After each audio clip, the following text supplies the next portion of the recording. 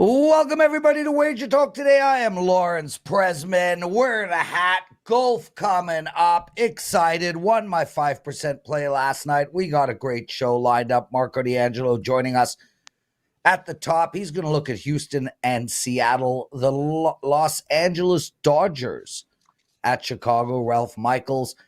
He's going to take apart the NBA game tonight, as well as Arizona versus the Mets. And he has a chart for us, and we'll end the show with Kyle Anthony talking some UFC. Teddy, what's your big game breakdown going to be? Big game breakdown, you better believe it. We're talking college football week 1. And the reason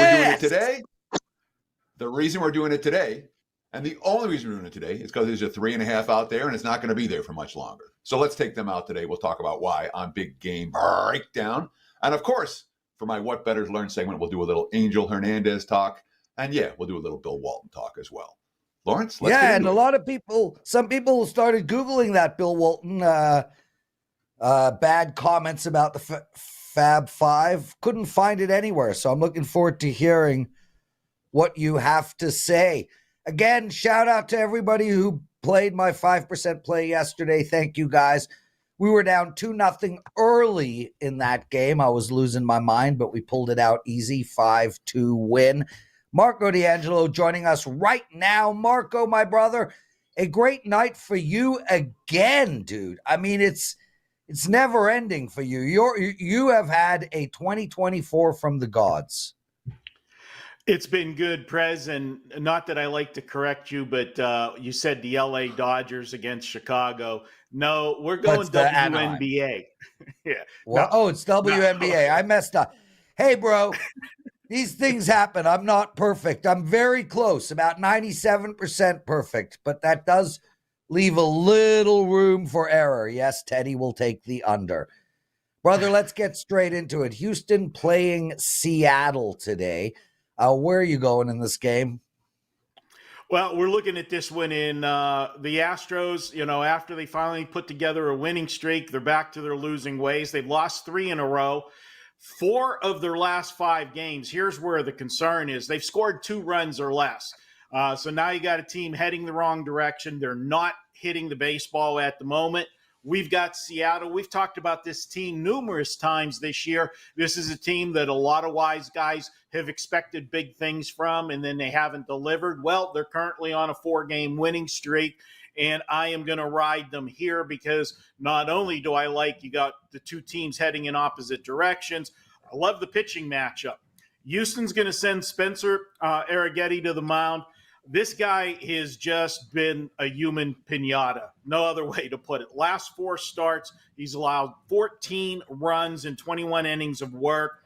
His strikeout to walk ratio, 22 strikeouts to 10 walks. 2-to-1 ratio there. That's not what you want to see. Too many free passes. It's also why he struggled on the road this year with all of those free passes. 4 road starts. His ERA is over 10, and his WHIP is 2.28. He's putting over 2 base runners per inning on base on the road. And as I always say, when you put that many people on base, bad things are going to happen, and they've been happening to him all year. Now, on the other side of the mound, Seattle's going to send Logan Gilbert to the mound. He's made 11 starts this year. He's got a solid ERA, 3.06. Even more impressive is his WHIP, under 1, 0.96. And I look at a couple key stats with Houston. Some people might say, okay, hey, Houston's looking to avoid the sweep. A lot of people like to do that angle. Well, if you've done that angle this year with Seattle, you're losing with Houston, you're losing a lot of money. When they've played with double revenge, 2 straight losses to the same team, how about 5-16 this season? And Seattle, following a game where the bullpen was perfect, gave up no runs. They're 14-5 in their next game. But because I don't want to put the bullpens into play in this one, and I think there's such a mismatch with the starting pitchers, I'm going to go first 5 innings. You can get first 5 innings at minus 140 in this game. So you do have the chance of a push here. Or I don't have a problem either if you want to bring the price down even further and lay that half a run over 5 innings. You can go that route. But here for the show today, officially, I'm going to go first 5 innings, money line, and I'm going to lay the $140. So do we worry about Seattle not hitting the baseball? You talked about Houston's problems, but the Mariners' offense has not exactly been clicking. They've scored 2, 4, 3. They had the 9-run outburst in the game against Patrick Corbin. Before that, 1, 1, 0, and 3. So basically, they scored more than 4 runs once in their last 8 games, and that came against a pitcher who's probably worse than the one they're facing today. Do you worry at all about this Mariners' anemic offense being a problem, even with Logan Gilbert? Yeah, the anemic. Obviously, if they were facing a good pitcher, Teddy, I would be majorly concerned. But as you said, they face somebody that might have been a little bit even worse than who they're facing today. Well, who they're facing today is pretty bad, and I'm banking on that. And the fact that they won 4 games in a row, as bad as they've been hitting, tells me their pitching has been absolutely stellar. So I'm going to go ahead and go with that. And, again, I just don't see Arrighetti changing his spots all of a sudden in one game. I see nothing on him that indicates a buy sign. So I'm going to go ahead and run with Seattle. And you know what? If it's a 2-1 game through 5, I'll go ahead and take that because that'll cash either way. I bet it. Marco D'Angelo joining us, everyone. I want to read something from the chat room. A listener that I've never seen before, Jonathan Wilson. Jonathan, thank you so much for joining us, brother. Going to be a great show, boys. Wanted to just say thank you. I am winning now more since watching your show, because you guys have taught me the importance of value and not just picking sides and totals. That stuff makes my day. So thrilled that you took the time to write that and that you take the time to join us in the chat room. Shout out to the rest of you guys, Nick, Javier, UC, Ray, B Daddy, who likes my hat. Of course, Sean Alvarez. He never misses a show. Marco D'Angelo, let's go to basketball, brother. WNBA, Los Angeles, otherwise known as LA, playing Chicago, otherwise known as Chicago. How do we bet this game? So bonus round, you have no idea what their nicknames are of either team, correct? One's the sky and the other's the wind. All right. Sparks. No. Okay. It's literally right on the screen, genius. Well, again, you still would not have known. This is a spot. I knew the sky. I knew the sky. All right. I don't even know the nickname for Chicago. By the way, Chicago is otherwise known as the Windy City, but Yeah. Marco. No. This is it's otherwise known as Chicago. The place with shitty pizza. Okay. Deep dish, I will agree with you. I'm not a fan of deep dish pizza. Lasagna on bread. This is a situation where, guy that says he's learning about value and everything else, this is a perfect segue into this game because as the markets are there, I think the WNBA, as I told you guys last week, why I'm involved in the WNBA this year, and it's been a good start to the season for me. We're 4-1 in the WNBA, picking off spots. I think there's inefficiencies in the market. I think this is a league that's getting a lot of new eyeballs this year, and people are overreacting to games. And that's the situation we're going to look at here tonight with Chicago. You've got the LA Sparks, who are coming off a big win in their last game. It was a big revenge game for them. They actually went to Indiana and Caitlin Clark. Now, the reason it was a big revenge game for them is they were the team that gave Caitlin Clark her first win as a professional basketball player. Last week, the Indiana Fever went to L.A., got their first win in L.A. Now, this is a spot where they got the revenge spot. It was a game definitely they wanted, but they also caught Indiana on a horrible scheduling spot. Indiana had just returned home from a road trip. They were playing their 8th game in 2 weeks. And here's the oddity for Indiana. They were an absolutely tired team. This is a team that their first 8 games of the season, scheduling quirk, played all 8 games in a different city.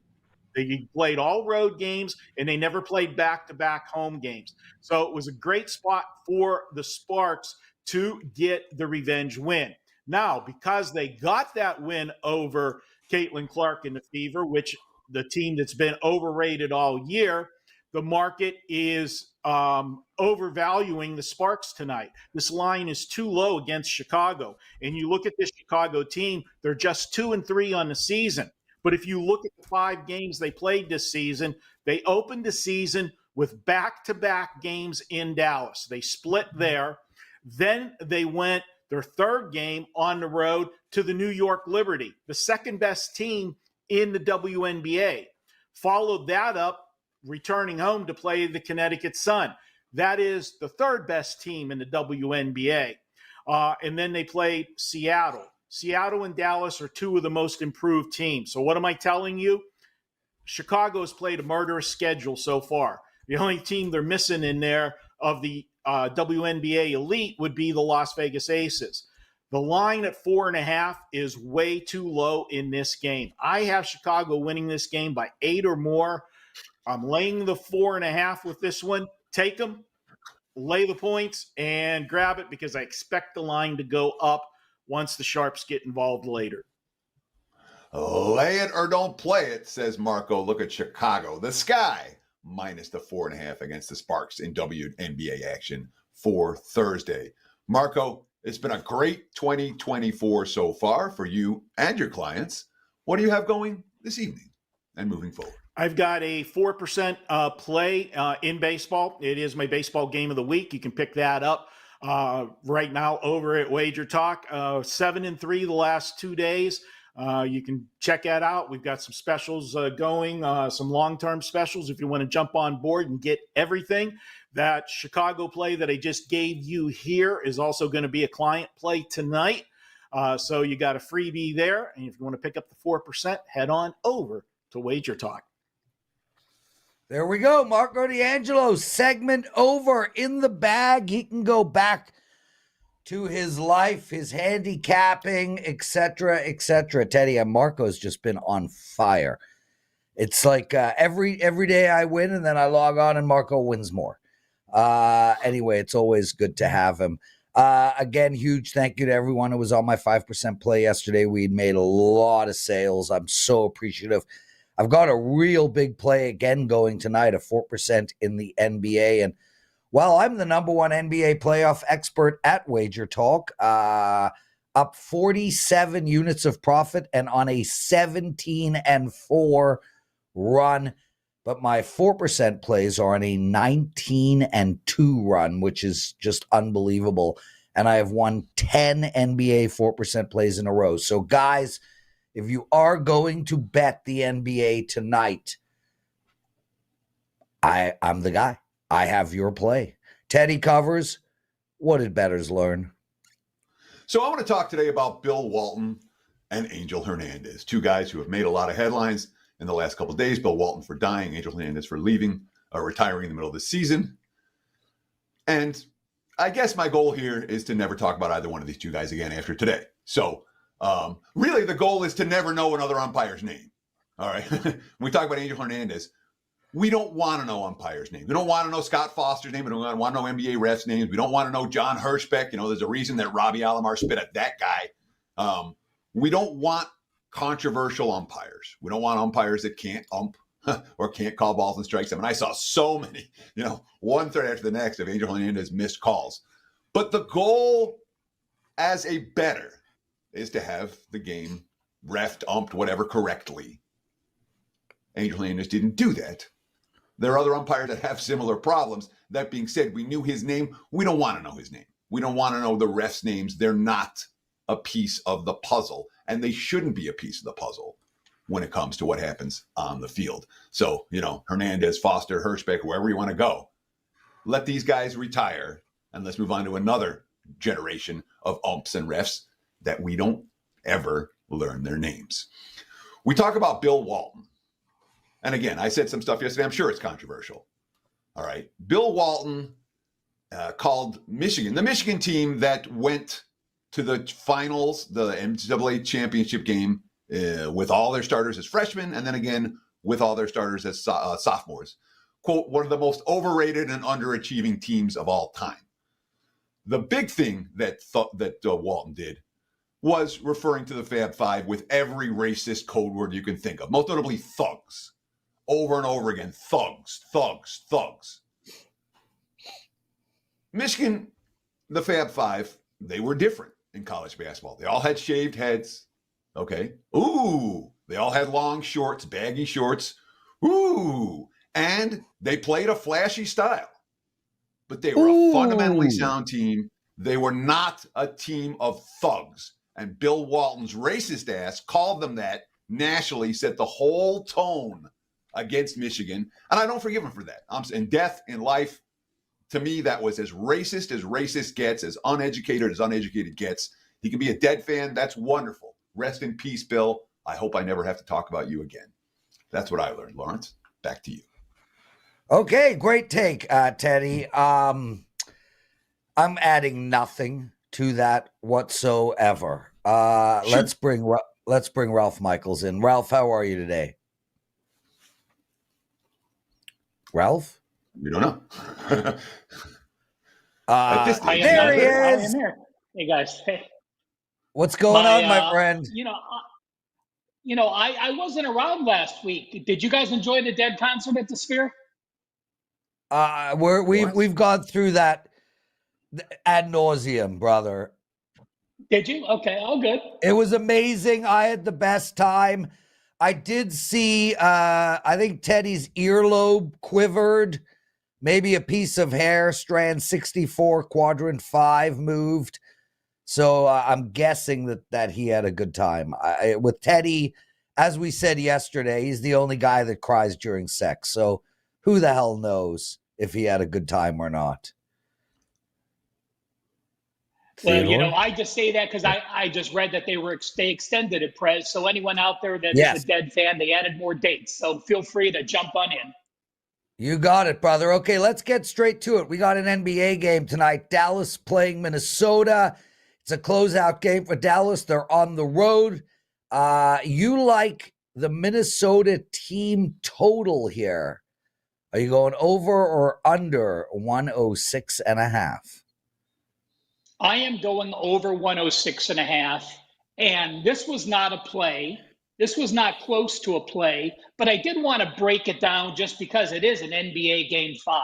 So when I went to the database, guys, and when you look at Series Game 5 teams with only one win that are off a loss, like Minnesota is, there haven't been many, obviously. They've gone 9-7 to the over. But when you exclude totals of 207 or less, the real low totals, they've gone 9-4 over under. And if you exclude round 1, 7 of those 9 games have gone over the total. When you look at round 3, you would think, oh my God, these are the conference finals. These teams are hungry. They're playing defense. When you exclude game 7 from all round 3 games, they're actually 53.4% to the over. And when you exclude huge totals, then they're 56% to the over. And if the home team won the last game, 60% to the over. So round 3 has been an over round when you exclude game 7. When I look at Dallas, you look at Kyrie and you look at Doncic, and they're superstars. And look at what they said. Doncic, that game's on me. I didn't give enough energy. I have to give more. When you look at Irvine said, this game, a lot of it was on me. I had spurts. We had spurts. I've got to put a full 48 minutes into the game together. We all know Towns struggled mightily the first few games, shooting 27.8%. We saw him jump up and shoot well, making 9 of 13 overall and 4 of 5 from three-point land. Lively's still a question mark. If he doesn't go, that helps Minnesota inside as well. And when I look at Minnesota, look at what they've scored. Again, this is 106.5. They scored 105, 108, 107, 105. The first 3 went over. And in those first 2 games at home, they shot only 42.7% and 41.2%. Well, they righted the ship in Dallas, shooting 50.6% and 52.7% the last 2. I think that continues at home. I was pretty well split, guys. Do I want to use the full game here, or do I want to go Minnesota? When I broke down the game a little bit, it just was a slight edge for me to go Minnesota team total over the 106.5. So all 4 games in this series, Minnesota scored between 105 and 108.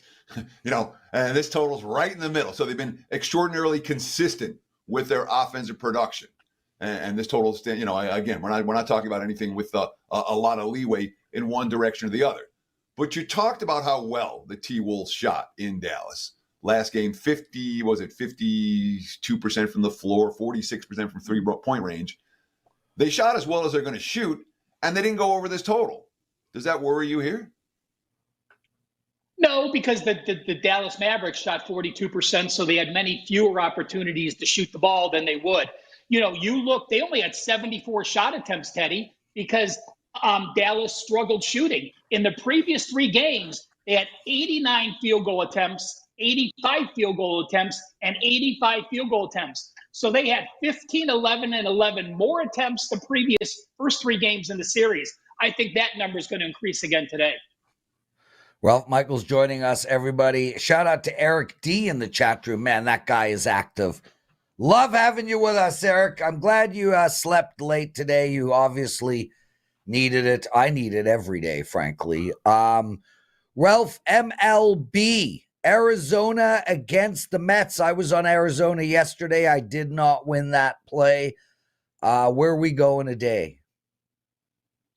I mean, you could just call them the New York train wrecks. I mean, there's no team more dysfunctional right now than the New York Mets.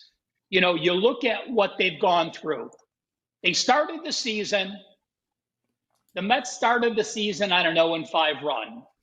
Then they reel off 12 of 15 wins, going 12-3. But since April 21st, they are only 10-25. And as a pick or dog, they're only 3-14. But how about this stat? At home on the season, as a pick or dog, the New York Mets are a perfect 0-8, losing by an average score of 4.75 to 1.5 runs per game. Now, normally if a team has a player meeting, I like being on them. Lindor called the player meeting after yesterday's catastrophes. But again, I think this is too late and too many things have happened. What do I mean? Well, let's see. Your number 1 hitter, best hitter on the team, Alonso, likely out for a while. We don't know the full, he got hit in the hand. They were worried it's going to be a long time. It still may be a long time. What happened yesterday as well? You lose your closer. Now your closer has been a train wreck. So losing your closer is not the worst thing in the world. But then you also had Lopez yesterday throw his glove into the stands and he got relegated. He got kicked off the team. So your top 2 receivers, you only have 3 relievers that have pitched over 20 innings per game. Solid relievers, you're now missing 2 of them. You're missing your number 1 home run hitter. You're missing your number slugging percentage. And you're going against Gallen. In every start this year, Gallen has allowed 3 runs or less. And the Mets are batting only 191 the last 7 games. I cannot see a situation where I will be on the Mets for the foreseeable future. We'll see what happens. But I do like Arizona with Gallen in this game tonight. So this is one where the line really stands out to me. Ralph, why is Arizona minus 115 now at a lot of books? Clearly, they've taken the sharp money here's all on the Mets. Gallen, I know Gallen's they've lost his last 2. They're just 3-5 in his last 8. But this to me just feels like a sharp square divide game where the sharp money's showing for the Mets and every public bettor is on Arizona. Does that worry you? Do you see the same thing? And isn't this the game that the Mets are supposed to win? After the players only meeting and after the horrible series? Well, I started it with that, Teddy. That's the reason I didn't use this play, is because Lindor called that meeting. And when a guy, Lindor talked about, listen, this is the time that we have to make sure, I believe the quote was something like, we have to keep our heads against the water. It's all the way to our shoulders now. And until the trade deadline and until things happen, so I agree with you. It was enough for me with Lindor making those statements, having the players meeting, that I didn't make it a play. But I still think there's value, and I'll steal Steve Merrill's line. You don't want to catch a dropping knife, because if the Mets play well today, that's fine. I still might play against them. But if you said to me, which is more important, the current status of the Mets or the players only meeting, I still would side with Arizona in this short price range. Ralph Michaels joining us, everyone. And Ralph, you too have been having an outstanding go. Baseball's been excellent for you. Tell us what's going on with Ralph Michaels for the clients.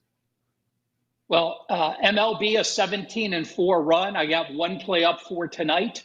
And I do want to mention, we're going to talk about no run first inning and yes run first inning and that chart I've done.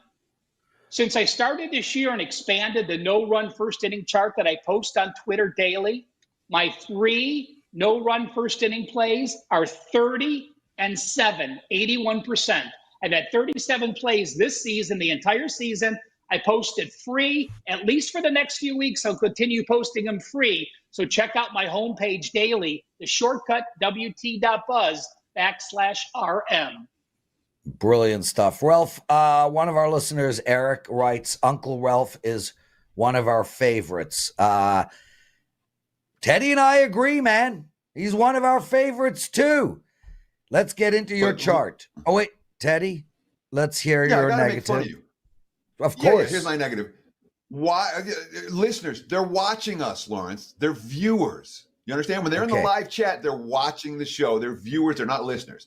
Little thing, but be right. Yeah, I am right, because nobody would ever watch this show without ears, but many people would listen to this show without eyes. Ralph, can we get into your chart? We have a chart, which you need eyes for, and that's what Ralph's going to show us right now. They will be viewing the chart. Ralph, show us what you got. Well, guys, on the no-run first inning chart, this year I added home and away games, and it's really helped me produce that incredible record because teams do play so differently. As always, I will put this on Twitter after the show. On the left-hand side, you see what the teams are, no-run first inning, most no-run first innings to fewest. So you see the White Sox. When the White Sox are at home, 80% of their games have been no-run first inning. Next to that number, you see how many times that team has scored in the first inning or not scored. So the White Sox have played 30 home games this year.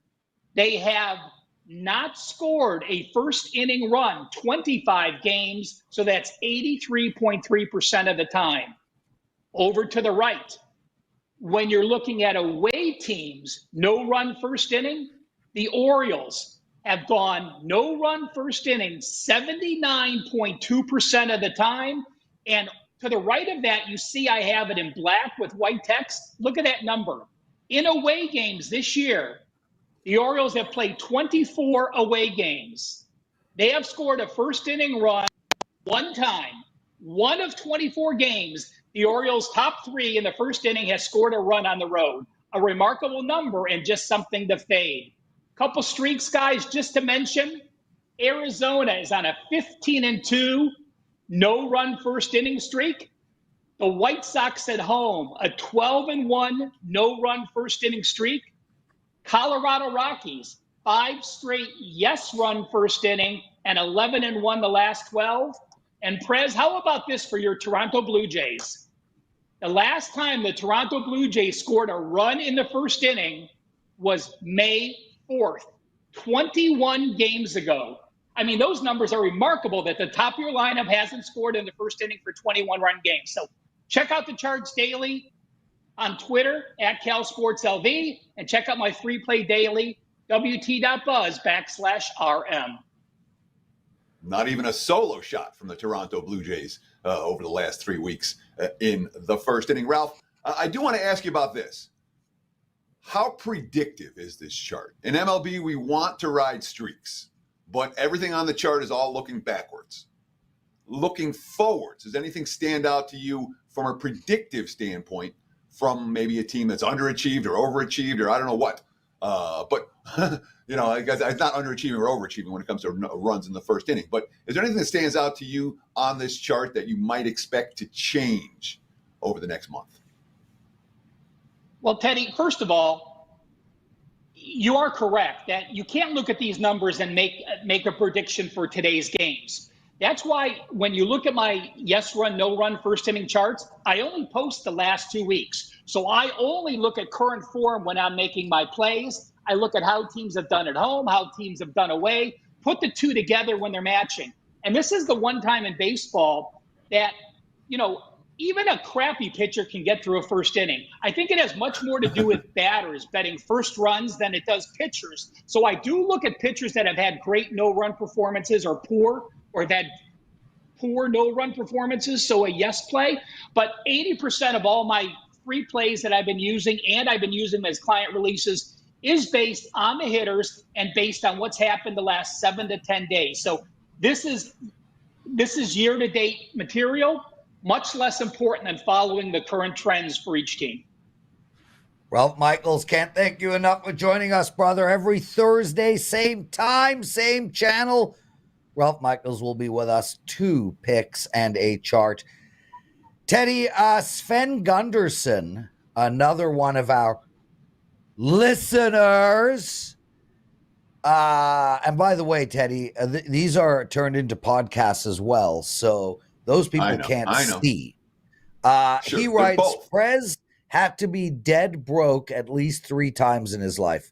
Firstly, I want to know what makes you think that. Secondly, twice, not 3 times. And I guarantee you there will not be a third time, no matter what.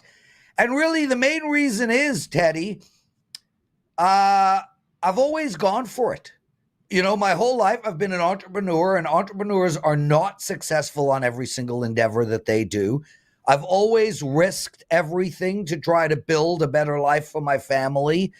I've never had a job working under someone in my entire life. It's always been starting companies. My first company I started in 1998. It was one of the best ideas I ever had in my life. It was in the porn industry. And the idea was so good, I spent my entire life savings on it, only to find out that Playboy and Penthouse stole my idea. And, well, I couldn't compete with them. That was broke number 1. Broke number 2 was many years later, again, risking everything to start a company, and it didn't work. But I have risked everything to start 5 companies. 2 didn't work. 2 worked well, and 1, WagerTalk, worked unbelievably. Okay, rolling your eyes, guy. What's the big game breakdown coming out of your mouth? No, I'm much more interested in hearing you tell us about some how great you are. I don't care about you and your interest, Teddy. Honestly, don't give a shit. Go ahead, dude. I'm talking to the people in the chat room, my brothers, my family. Let's talk some college football. Big game breakdown. Why am I talking about it right now? Well, there's a couple reasons. 1, I gave you my NBA on Tuesday. I can't give it every time. 2, the short on MLB for today. But 3, most importantly, we're talking about a key number that I don't think is going to be there.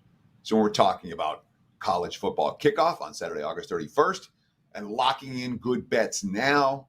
UNLV plus 3.5 stands out to me. It's a split line, +3, +3.5 as we speak. I've been in Las Vegas since 1998. This is, without a doubt, it's not close, the single best UNLV team that I've seen during that span. We saw it last year. They're returning just about all their skill position talent.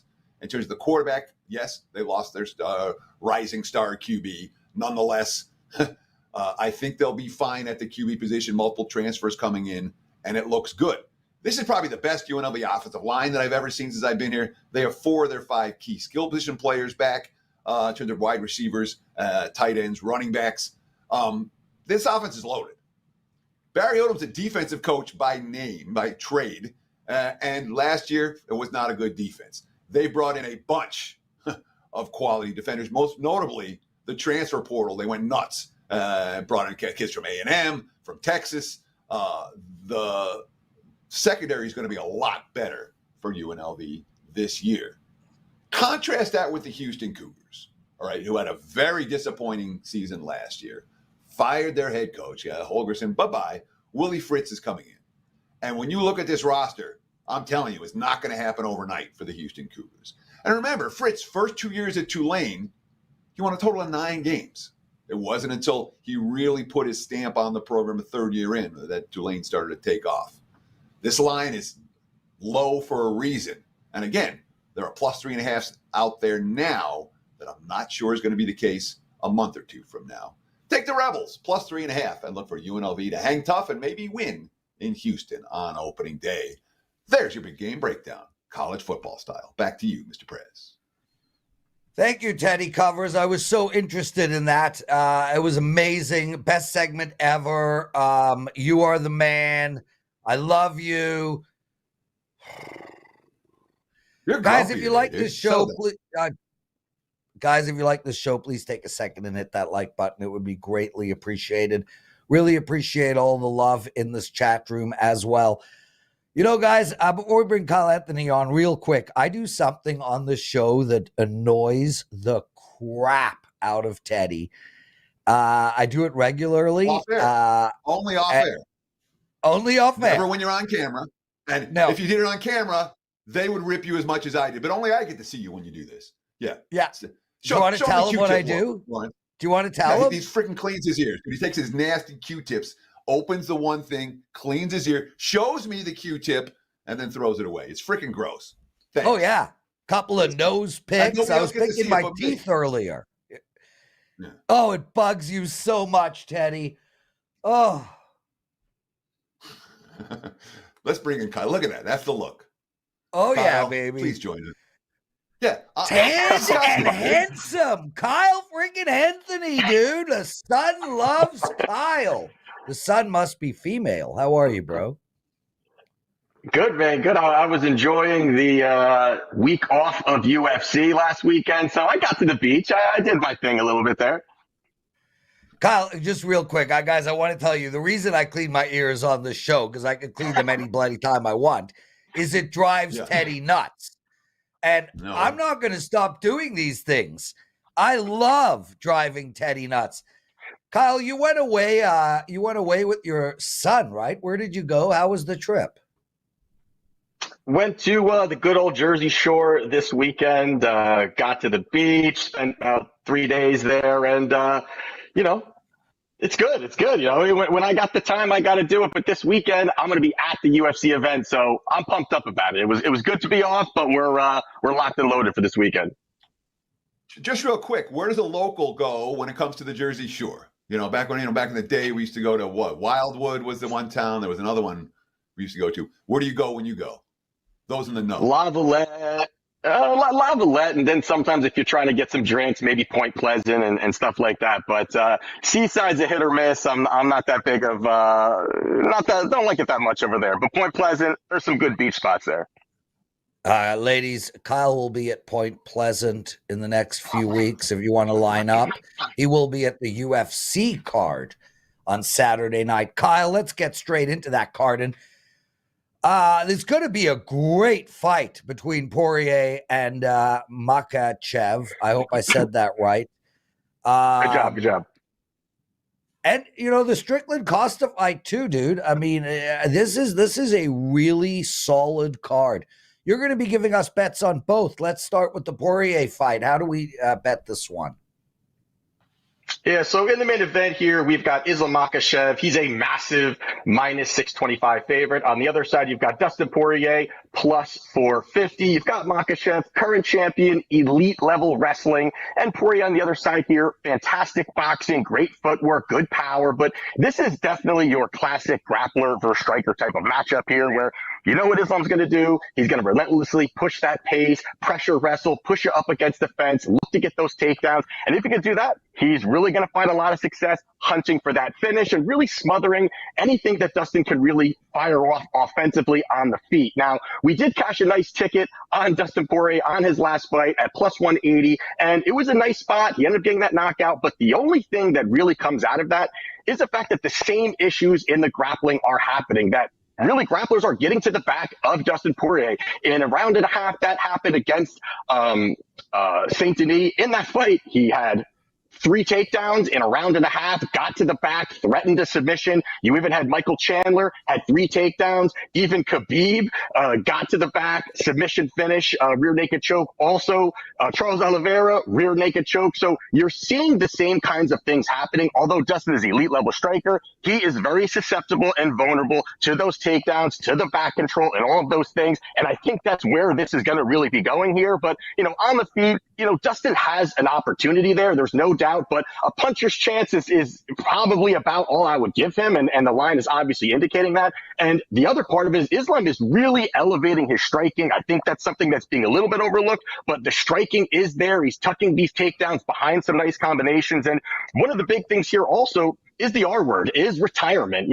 Dustin's been talking about that, and that's something that, again, is a little bit rumored, and he's kind of said it also that he wins or loses, he might retire. So whether you're backing the dog or not, I don't like hearing that regardless. And then also just the MMA mileage. MMA mileage way up there overall. He has taken a lot of damage, even in victories. He's taken a lot of damage. So getting off this big minus 625 number here, I like the path that's probably going to be happening here is a submission. It's a slight plus money around plus 105, depending where you're shopping it. And I think it's a high probability that's how this finishes here. So I do like Islam to get the job done via submission.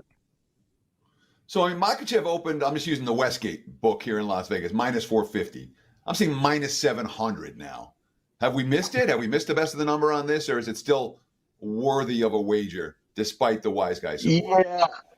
Yeah, I mean, this is just crazy wide. I mean, this is the kind of things, and we're even going to talk about in the next fight, that, you kind of got to get creative. You got to start whittling it down and kind of looking for the path of, that's really the more likely path. And for me, looking at way he fights, the vulnerabilities of Dustin, it really lines up pretty well that this is getting to the mat. And I think, honestly, Islam has a decision to make. Do I want to, ground and pound him or submit him? I think that's where it's going to be, but I think he's going to get that submission to get that finish. Kyle Anthony joining us, everyone. And Kyle, I mean, you've just been absolutely outstanding in UFC all year long. You're up 49 units of profit in 2024. You've cashed 13 of your last 15 events. There's a reason we have you on our site and we have you on the show. And it's not that you pay me under the table. What do you have for the clients in this for this Saturday night? So I definitely have a 5% play. We have a nice run, 6-0 run on those 5% plays. Really like the spot that we do have. Overall, I have 5 positions that I have right now. 3 of them are at plus money. And normally I do have 4 or 5 spots, but this may be a little bit more. I do like this card from a betting perspective. So could be 6 or 7, which is definitely a little more higher volume than I'm normally used to. But I do like this spot here. Check it out, WagerTalk.com, and we're going to keep this hot streak going. Brilliant stuff. Guys, hit that like button, please, and subscribe to our channel. We have 157,000 subscribers. I'd like to get to 200,000 by the end of the day. Likely not this day, but a day. Sean Strickland versus Paulo Costa. How you betting this fight? Paulo. I like that name, Paulo. I'm going to shut up now. But do you have more to say, Prez? Go ahead. This is your show. Anything else? I was thinking of a Paula. I had a 5-year booty call when I was young. That was all. She was one of those. She was one of those ones that I just call up on the phone and be like, "I'll be there in 10 minutes." One time, she locked her boyfriend in the washroom to take care of my needs. She sounds like a keeper. Well, I didn't keep her, but somebody did. That's true. Good point. But maybe we'll talk about Paulo right now. Maybe we should talk about that. Go ahead. So anyway, great transition. We have Sean Strickland. He's minus 250 on the comeback. You've got Paulo Costa plus 190. Strickland here primarily really has been boxing. He weaponizes that cardio and pressure. On the other side, you've got Costa, where big bruiser comes forward with heavy hands. And when you're looking really at Costa here and this plus money, the big issue for me when you're looking at trying to take a dive on this one is between 2018 and 2022, he's averaged one fight per year. And this is a guy that the UFC really was pushing forward. They were really looking at kind of making this guy, the next big thing, the hype train. And he just really kind of fell off the wagon. He was missing weight, wasn't, canceled fights, all kinds of crazy stuff here. And now we're in a position where this is supposed to be kind of the rejuvenation of Paulo Costa overall. But when you're looking at it stylistically, that both of these guys are going to pressure forward. They're going to have volume. They're going to be throwing those big shots here. Both of them average around 6 significant strikes landed per minute, which is fairly high overall. And Costa's more of, the bruiser, going to throw those heavy shots overall. But on the other side, Strickland is a guy that's more pitter-patter shots. He's going to work from the outside. He's not going to throw everything at 100% power. He's just going to kind of work from the outside and really just out volume. And I think that's going to be a problem for Costa, where early in this fight, this is a 5-rounder where I do think Costa could find some success, really kind of, pushing forward, throwing those big shots. But the other side of it is that Sean Strickland is so defensively sound that he uses the Philly shell very well. He just kind of, very risk adverse, uses his jab very well, and just walks opponents down, and just, they kind of melt. They really kind of can't handle that pressure. You saw what he did to Israel Adesanya. Very, very high level striker, but very basic, but very high level striker overall. Now, could you see some wrestling here? Duplessis had success there against Strickland, got 6 takedowns against Strickland. That kind of probably banked him some rounds and got him the victory. So I do think that's possible. But one of the biggest advantages in this fight for Strickland is going to be that this is a 5-round fight. Costa has only had one 5-round fight, and that was back in 2021. And even there, it wasn't the greatest showing overall. He came in overweight, while Strickland on the other side here, 6 of his last 8 victories come by decision. And he's a point fighter. He's a guy that just pepper shots. He's not looking for the KO shot. He doesn't really even really hunt for that. He just will stay safe, outwork him. So in this spot here, you've got Sean Strickland minus 250. I think pretty back here at some nice plus money of plus 200 is really good for decision here for Strickland. I think it's a likely path, and I love that plus money there. Kyle Anthony joining us. Kyle, one of our viewers, RK, writes, Kyle can have my wife for a lifetime pass of his picks. RK, Kyle's already had your wife, bro. And he don't need to be giving out picks. Okay, brother. Oh, my God. Thank you. Thanks for joining us. Kyle Anthony, take care, guys. I love having you on the show, bro. Go tan. You need some color. Teddy covers. What a fun show. Guys, great news for Teddy. I will not be on the show tomorrow. Going golfing early with my dad and my brothers. My brothers don't golf, so it should be a fun day. But hey, with the dad being 80, we're all trying to do stuff together. So we'll see you guys on Monday. For me, we do a show lined up for tomorrow. Teddy and Steve Merrill will be hosting. My friend Teddy, take us home. Enjoy the games. Best of luck with your wagers. We'll be back with another edition of Wager Talk today, tomorrow, 9 a.m. Pacific, noon Eastern. Between now and then, kick some ass. Cheers.